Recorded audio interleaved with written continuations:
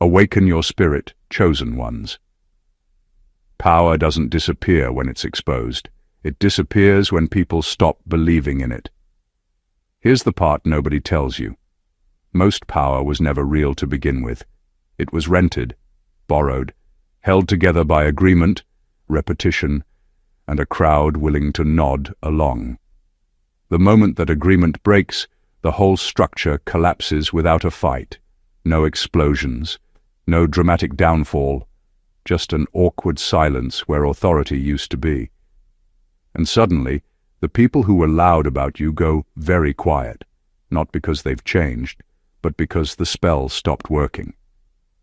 There's an uncomfortable fact most people don't like to admit. Social power thrives on participation, not truth. Studies on group behavior show that people will repeat a false narrative long after they privately doubt it, simply to avoid standing out. That's how influence survives, not through strength, but through compliance. Once compliance drops, even slightly, the loudest voices start sounding desperate. And desperation is never convincing. It's just noisy insecurity with better vocabulary. This is where it gets interesting. The moment people stopped buying into the hate surrounding you, something strange happened. Not to you, to them. The jokes landed flat. The warnings felt forced. The concern sounded rehearsed.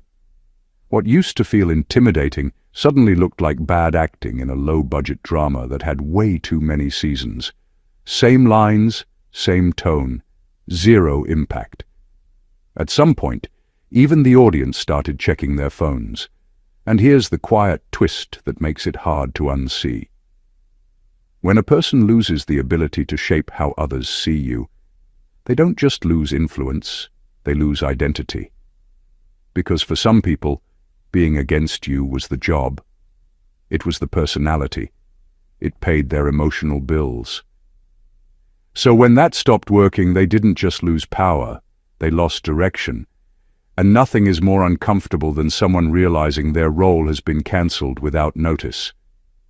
This isn't about revenge. It's about relevance. It's about what happens when a narrative expires, the crowd moves on, and the ones who lived off noise are left talking to themselves. And the funniest part? You didn't have to do anything dramatic. No speeches, no clapbacks, no grand announcement. The system shut itself down, and all that power they swore they had over you, it didn't get taken. It got refunded, with interest. Number 1. The narrative collapsed because it stopped being profitable. What most people call hatred is usually a business model wearing emotions. It survives on attention, reactions, and the feeling of influence. As long as talking about you gave people something to gain, validation, relevance, a sense of power, or even just entertainment, they kept the story alive. Not because it was true, but because it paid. The moment it stopped paying, it died. Profit doesn't always mean money. Sometimes it's social currency. Sometimes it's the thrill of being listened to. Sometimes it's the comfort of belonging to a group that agrees on who the villain is. You were useful to that system for a while. You gave them a shared enemy, a shared talking point, a shared excuse to feel superior. But once the returns dropped, the enthusiasm faded. That's how you know it was never personal. It was transactional. Over time, repeating the same narrative became embarrassing. The reactions got weaker. The audience stopped clapping. The energy shifted. People could feel they were pushing a story that no longer landed, and nothing drains confidence faster than realizing you're performing to an empty room. Hate without impact feels silly.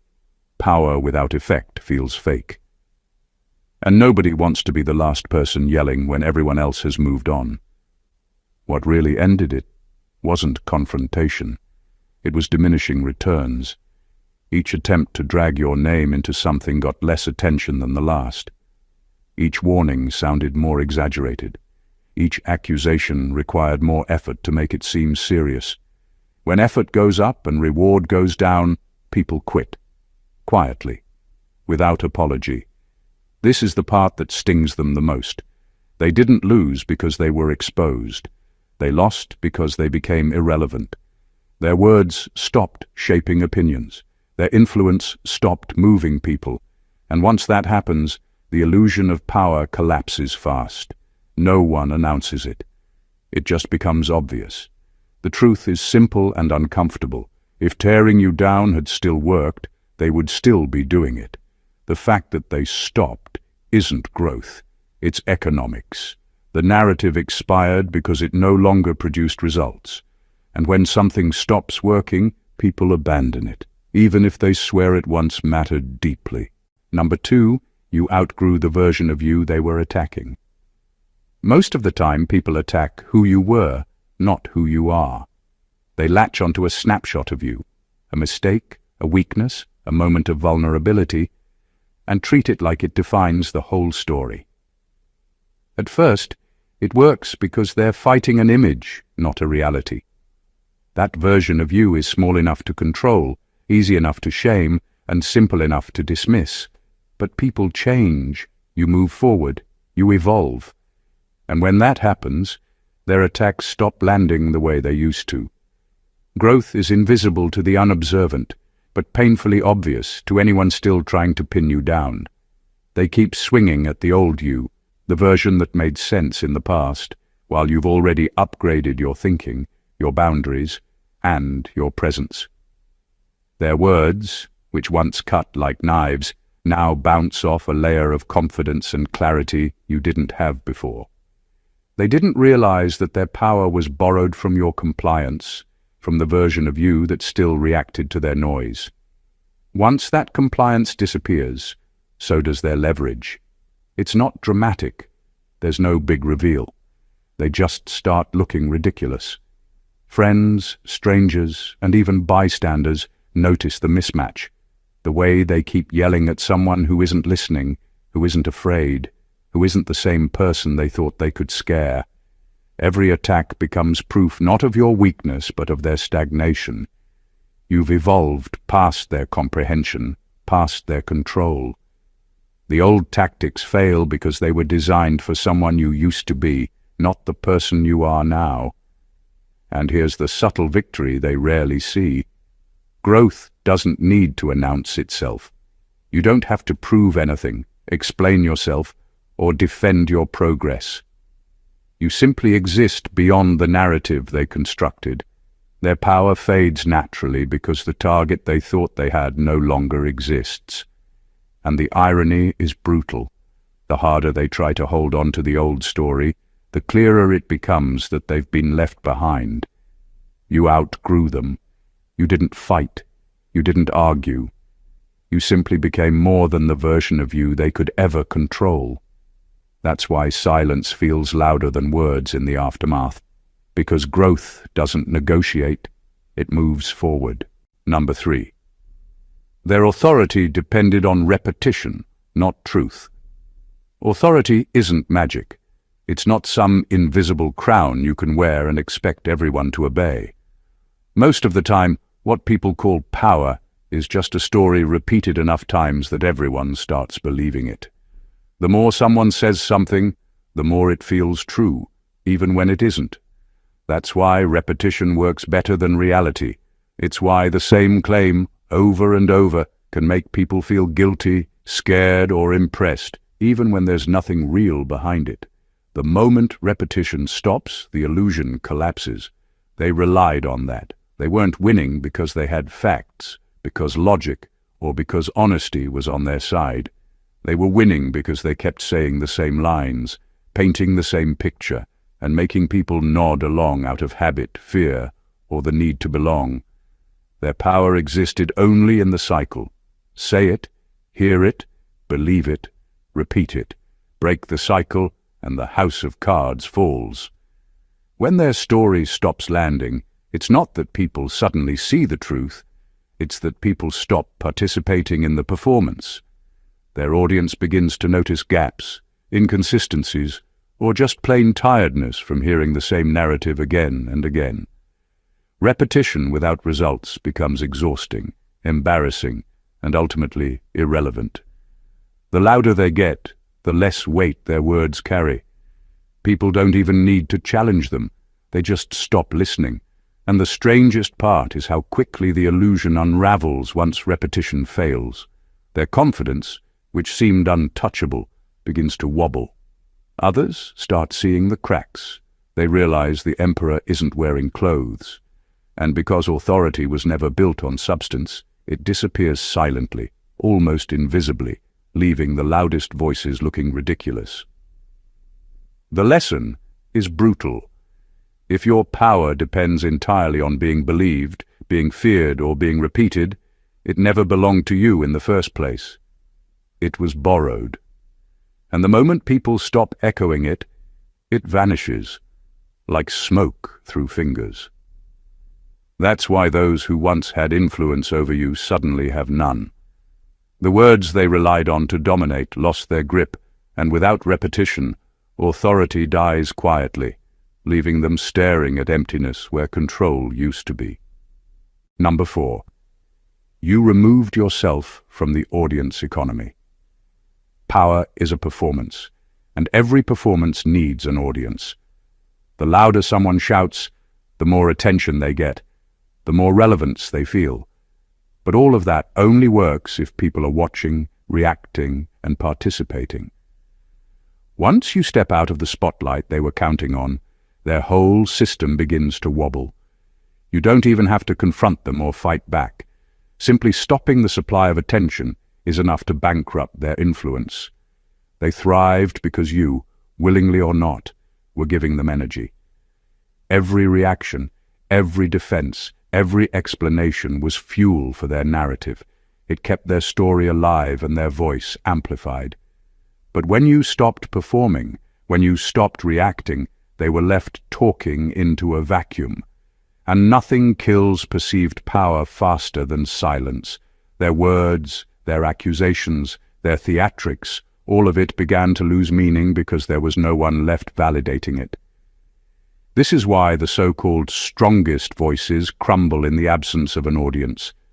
Their confidence relies on the echo of other people agreeing, fearing, or being impressed. Remove that echo, and their castle of authority is built on thin air. They don't like to admit it, but once you stopped supplying reactions, you took away the very thing that made them feel powerful. The moment you became irrelevant to their economy of influence, their narrative started failing by default. And it isn't just about them losing control. It's about the subtle, almost invisible shift in the environment. Others start noticing the mismatch. They see the one who was supposed to be fearful now moving calmly, steadily, unaffected. They see the loudest voices struggling to maintain relevance while the target they were obsessed with has already moved on.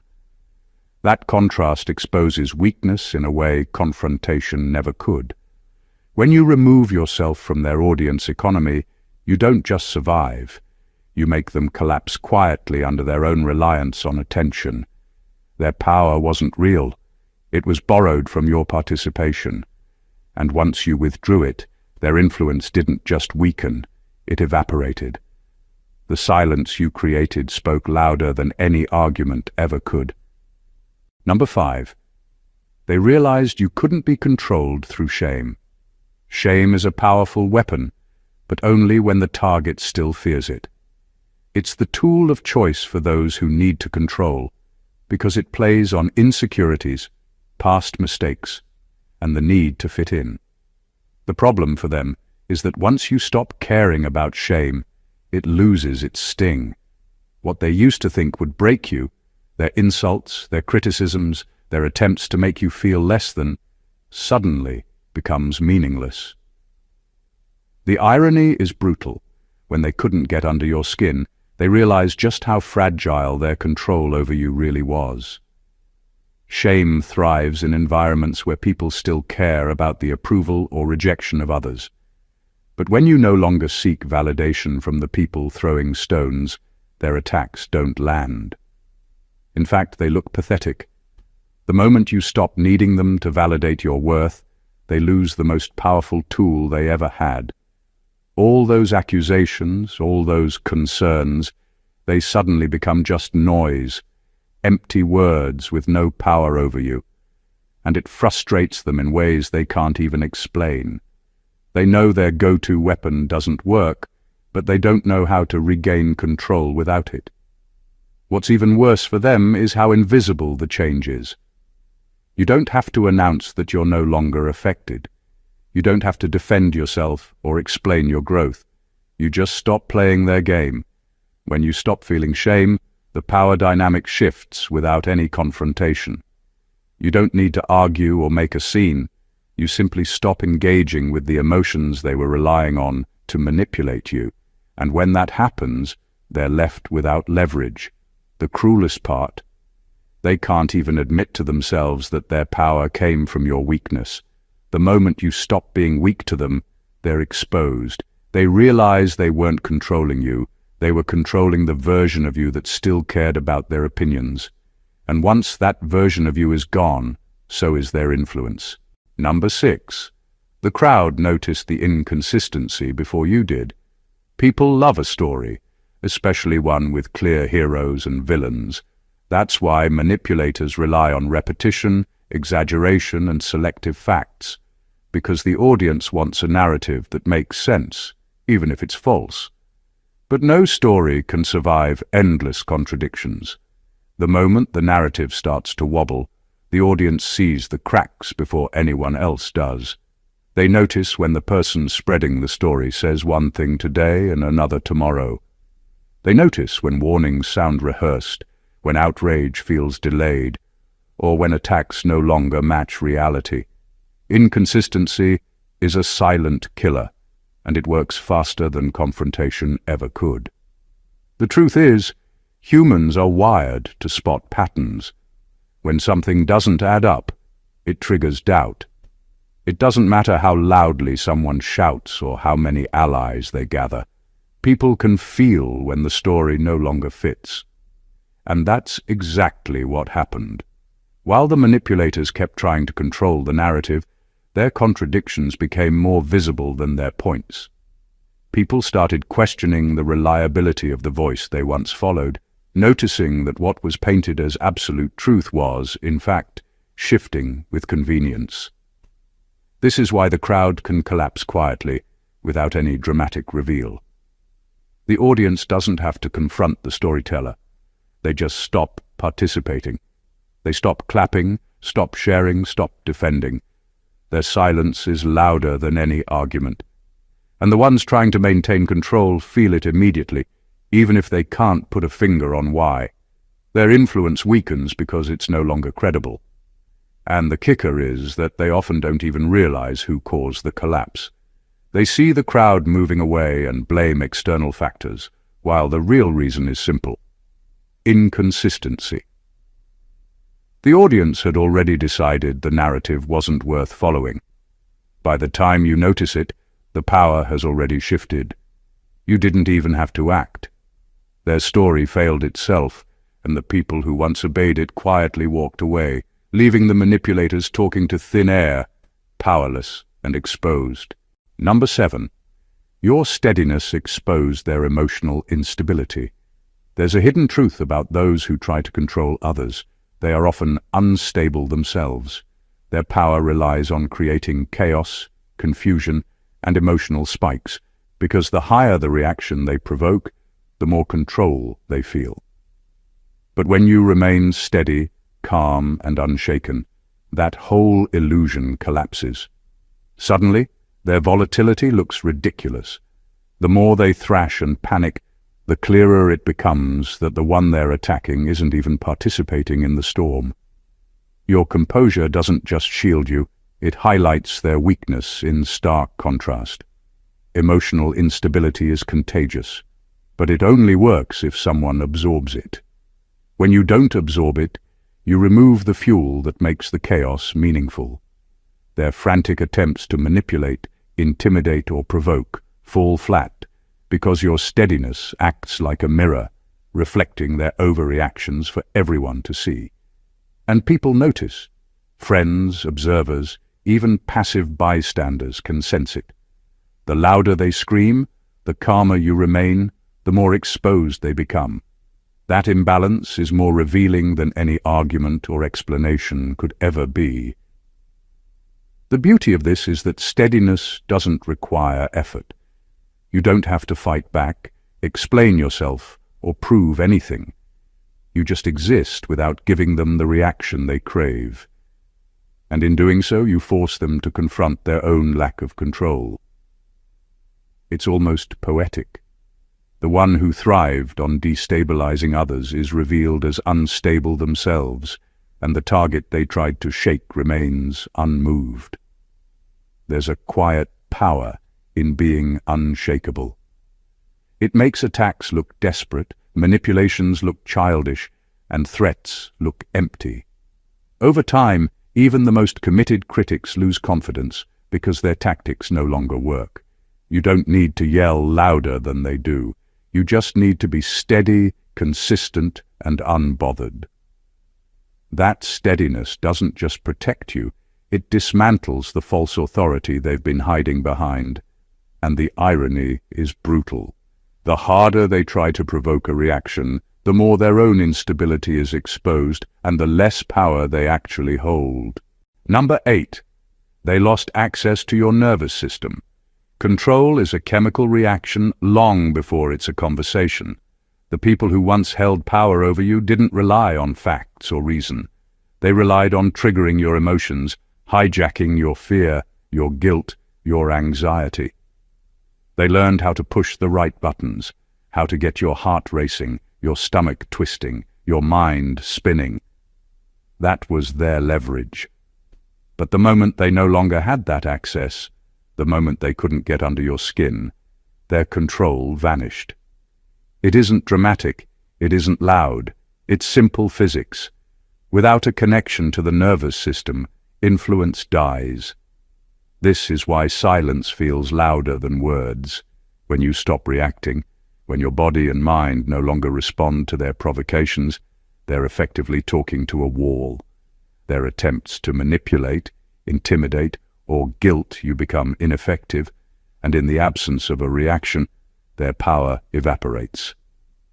They don't realize it at first because they've been conditioned to assume that their attacks will always work. Every shouted insult, every subtle jab, every calculated rumor once had an immediate effect. When it stops, it breaks the illusion that they ever held authority. Losing access to your nervous system is more than self-control. It's liberation. It's the point where you realize that they were never powerful, only practiced at exploiting your responses. Without your emotional fuel, their strategy collapses. What once felt overwhelming now feels absurd. Every attempt to provoke is a reminder that their influence was never intrinsic. It was transactional, and the irony is brutal. They may still try, still act as if they have leverage, still look for the reaction that no longer comes. But all they're left with is noise. Their credibility erodes with each failed attempt. By the time they understand the change, it's too late. The nervous system they depended on to control you has gone dark, and with it, their so-called power disappears. It isn't taken. It isn't defeated. It simply stops existing because it was never real outside of your response. You became untouchable, not through conflict, but by removing the very connection that allowed them to matter. Number 9, their attacks began to reveal their own insecurities. When someone constantly targets you, it often says more about them than about you. Every insult, every rumor, every attempt to undermine is a reflection of the fears and weaknesses they carry. At first, it's subtle. The attacks feel pointed and personal, like a weapon aimed at you. But over time, patterns emerge. Their obsession, their intensity, their need to control the narrative begins to reveal cracks, the parts of themselves they can't face.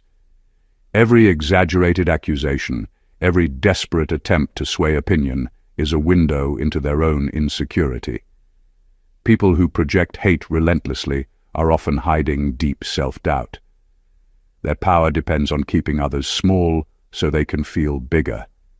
But when that projection fails, when you stop reacting, when the audience no longer fuels their narrative, the mask starts slipping. Suddenly, what looked like authority or confidence is revealed as fear, envy, or inadequacy. Their attacks become less about you and more about them. Every word they throw is a confession in disguise, an accidental mirror of their own struggles. The beauty of this is in the contrast. While they're trying to control the perception of you, they're inadvertently broadcasting the state of themselves. People start noticing. The more they push, the more obvious it becomes that their outrage is performative, that their power is borrowed, and that their obsession with you is actually a reflection of their insecurity. And the irony is brutal. The harder they try to harm you, the clearer it becomes that they're the ones exposed. This is why emotional detachment is so powerful. You don't have to call out their flaws or confront their insecurities. By remaining unaffected, you allow their own actions to betray them. Their attacks, once intended to control or diminish, now serve as evidence of their weakness. The louder they get, the more they reveal the fragile foundation their authority was built on. In the end, their obsession with you becomes a self-portrait of inadequacy, and the power they thought they held over you quietly dissolves, leaving them exposed and hollow. Number 10. You stopped explaining yourself to people committed to misunderstanding you. One of the most exhausting traps is trying to convince people who have already made up their minds. They don't want clarity. They don't want truth. They want a narrative that fits their version of reality. At first, it might feel necessary to respond, to clarify, to defend yourself, because their words sting, and you hope logic might work. But logic doesn't work when people aren't listening. It only works when they are willing to see.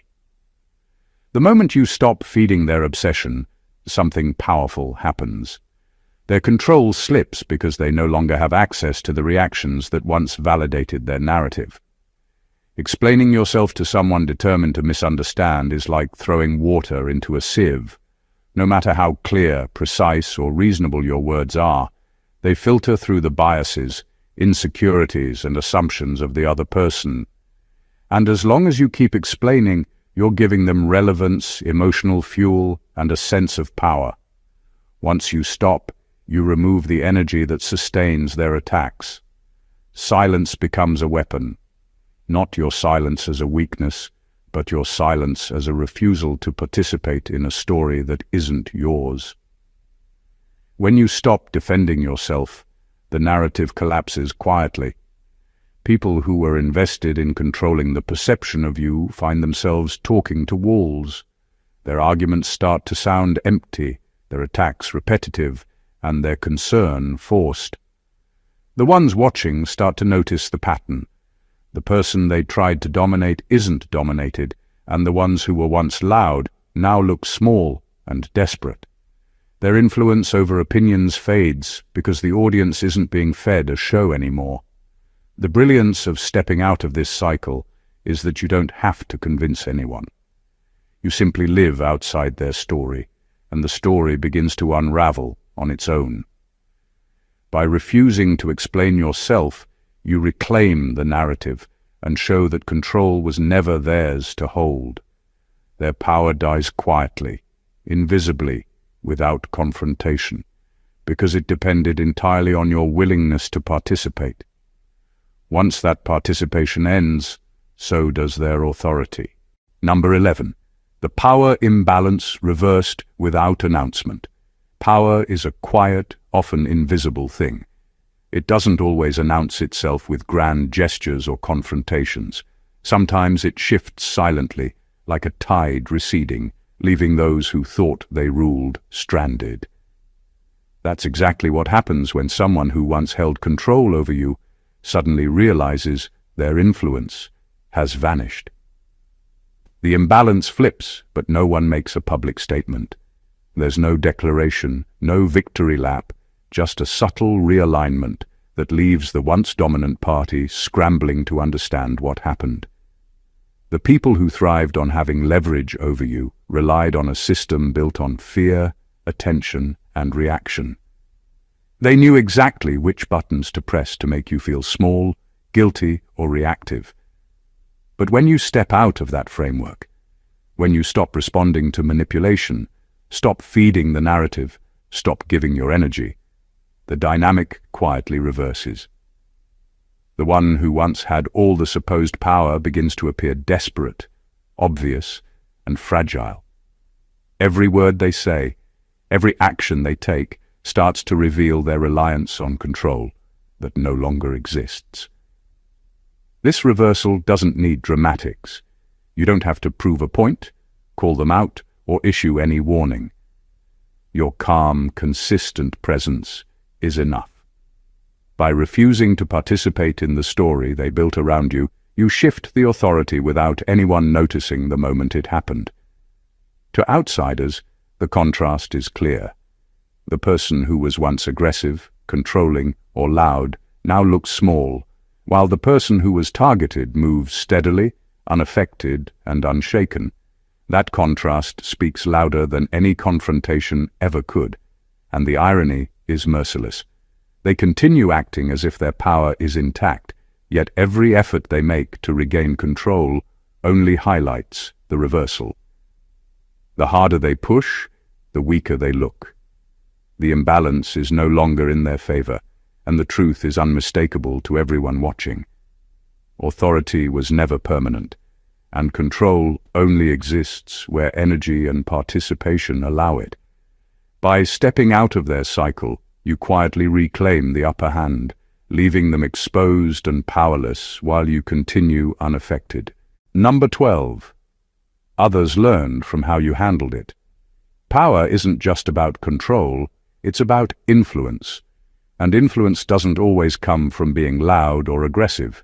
Sometimes it comes from how you navigate attacks, manipulation, and false narratives with calm, unwavering clarity. When you respond with steadiness, when you refuse to feed the drama, when you refuse to let someone else define your value, people notice. Not the ones trying to hurt you, but the ones watching. They start to see the mechanics of power in action, and in observing, they learn. Handling situations with quiet strength sends a message louder than words. You don't need to engage in chaos to win. You don't need to retaliate to prove your worth. You simply exist beyond the noise, and by doing so, you redefine the rules of the game for anyone paying attention. Others see that reacting emotionally is optional, that giving control to someone else is unnecessary, and that self-possession can dismantle attacks more effectively than confrontation. Your behavior becomes a reference point, a model of resilience that teaches without teaching. The influence this creates is subtle, but unstoppable. It ripples outward. People who were once intimidated by manipulation begin to understand that their reactions are choices, not obligations. Observers begin to question the authority of those who thrive on drama. They recognize the difference between real power, rooted in self-control, awareness, and consistency, and borrowed power, which depends on provoking fear or anger. Watching you navigate attacks without collapsing becomes a lesson in autonomy, strategy, and psychological insight. And the ironic part is that you don't need to claim credit. You don't need to explain or instruct. The example is enough. Others internalize it simply by observing the way you exist beyond the influence of someone else's attempts to control you. Your strength teaches silently, demonstrating that power isn't given or taken through aggression. It's maintained through presence, integrity, and the refusal to let someone else's chaos dictate your reality. In this way, by simply being unshaken, you empower others to see and reclaim their own authority, long after the original attack has faded. Number 13. They couldn't replace you with another target. Some people build their identity around tearing others down. Their sense of power comes from picking someone apart, from having a consistent target to project onto, manipulate, or control. But what happens when that target no longer reacts, no longer feeds the narrative, no longer exists within the rules of their game? The machinery that sustained their influence grinds to a halt. They try to move on, find someone else to attack, but it doesn't work. You were unique, not because of who you were to them, but because of what they thought they could extract from you. No replacement can replicate that dynamic. It's not about your superiority or theirs failing in isolation. It's about fit. Their strategy relied on a specific combination of your reactions, your compliance, your energy. When that combination disappears, the formula no longer works. They throw themselves at new targets, trying to provoke, manipulate, or control, but the same tactics fall flat. The reason is simple. The leverage they had was never universal. It was specific, situational, and now gone. Their attempts to recreate it with someone else expose their dependence on you and reveal the fragility of the system they relied on. Meanwhile, the absence of reaction from you amplifies the effect. Others start noticing the mismatch. The one they obsessed over moves calmly, steadily, unaffected, while their attempts elsewhere look forced, desperate, and shallow. Every failed attempt reinforces the truth. Their power wasn't real. It was contingent on you. And the more they try to replace you, the clearer it becomes to everyone involved that their influence was borrowed, not earned. This inability to replace you is humiliating without drama. It's a quiet collapse. They can no longer recreate the same energy, the same reaction, or the same perceived dominance. The cycle they depended on is broken, and nothing can fix it. You weren't just resilient, you were irreplaceable in the context of their control. And that is why their power over you evaporated completely, because it depended entirely on your participation, and when that stopped, no substitute could restore it. Number 14. The hate ended because it never actually defined you. Hate has power only when it lands, only when it sticks. The people who tried to control you, manipulate your image, or spread negativity believed they could define you, reduce you, or make you someone they could label and dismiss. But you weren't confined to their narrative. You never let their opinions, their judgments, or their attempts to provoke determine who you are. And that's the cruelest truth for them. Their hate had no purchase because it was never relevant to your identity. When someone tries to define you through hate, they assume your sense of self is built from outside validation. They assume that if enough people echo their words, you will crumble, adjust, or conform. But the moment you stop internalizing their attacks, stop giving their words weight, stop allowing them to shape your reality, the entire system collapses. Hate is meaningless unless it is absorbed, and you refuse to absorb it. You remained anchored in your own values, your own perception, your own clarity. The attacks that were meant to wound now bounce harmlessly, revealing the weakness of those who launched them.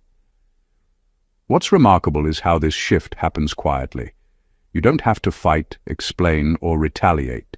You just exist outside the narrative, beyond the reach of their projections. Their noise continues, but it no longer resonates with anyone who matters.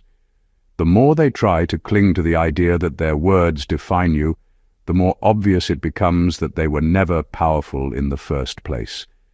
Their hate was a shadow without a body, trying to occupy space that you never ceded. And that's why the end of hate is absolute. It doesn't require confrontation, proof, or validation. It ends because it failed to touch the core of who you are.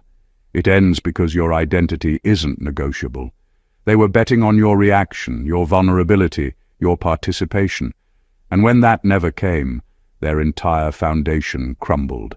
The hate that once seemed relentless now disappears, not because they stopped, but because it never had the power to define you. It was always theirs, not yours. Conclusion.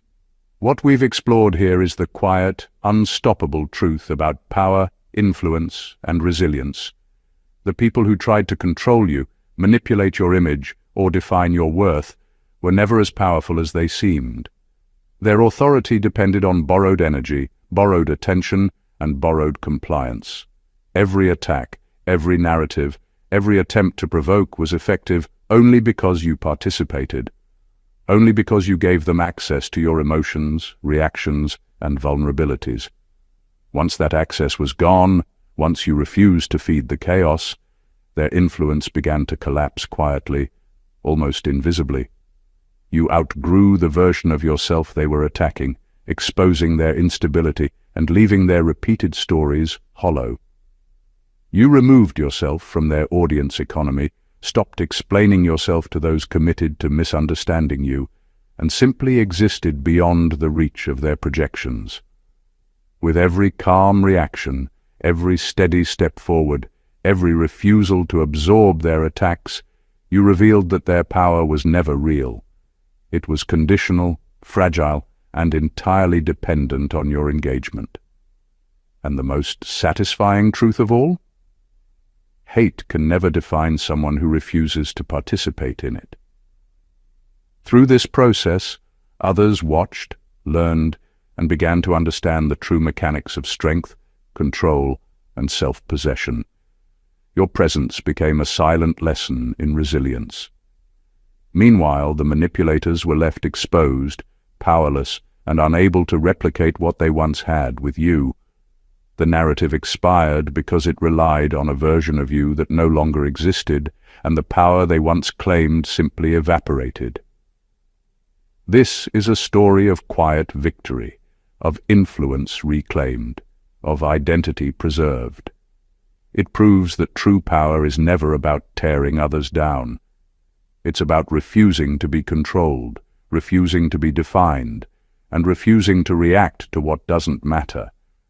And when you live like this, you don't just survive attacks, you neutralize them, teach by example, and reclaim your space in a world full of noise. If this insight resonated with you, don't keep it to yourself. Hit that subscribe button, leave a comment with your thoughts, and share this with someone who needs to see it. Your engagement fuels the truth, and together we rise above the noise. Stay awakened, chosen ones.